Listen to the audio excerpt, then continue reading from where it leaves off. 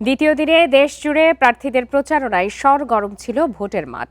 নিজ নিজ এলাকার ভোটারদের কাছে যান প্রার্থীরা, দেন নানা প্রতিশ্রুতি, তুলে ধরেন উন্নয়নের পরিকল্পনা। সুষ্ঠু নির্বাচন হলে জয়ের ব্যাপারে আশাবাদী সবাই।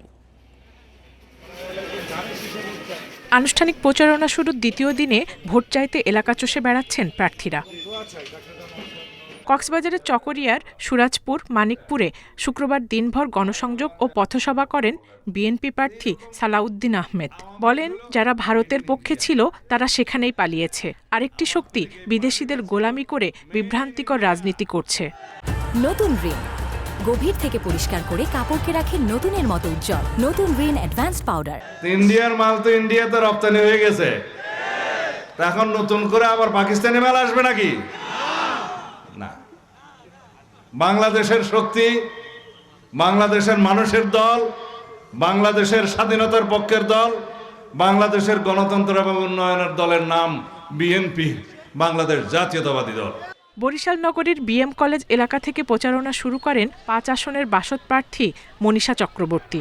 জানান, জনগণের ব্যাপক সাড়া পাচ্ছেন তিনি।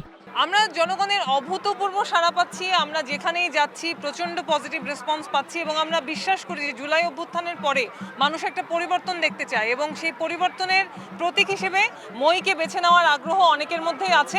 রাজশাহীর ভোটের মাঠেও জোরে সোরে চলছে প্রচারণা। নির্বাচন সুষ্ঠু হলে জয়ের ব্যাপারে আশাবাদী ২ আসনের বিএনপি প্রার্থী মিজানুর রহমান মিনু।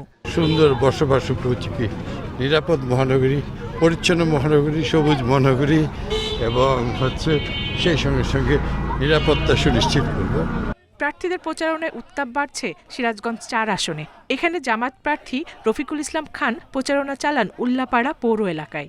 নির্বাচন ফ্রি ফেয়ার করার ক্ষেত্রে সরকারও নিরপেক্ষ ভূমিকা রাখবে, নির্বাচন কমিশনও নিরপেক্ষ ভূমিকা পালন করবে।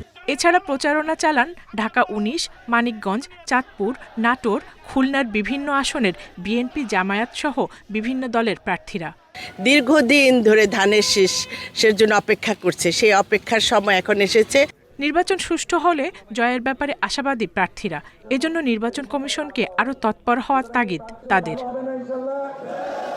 Zulekha Parveen, independent news.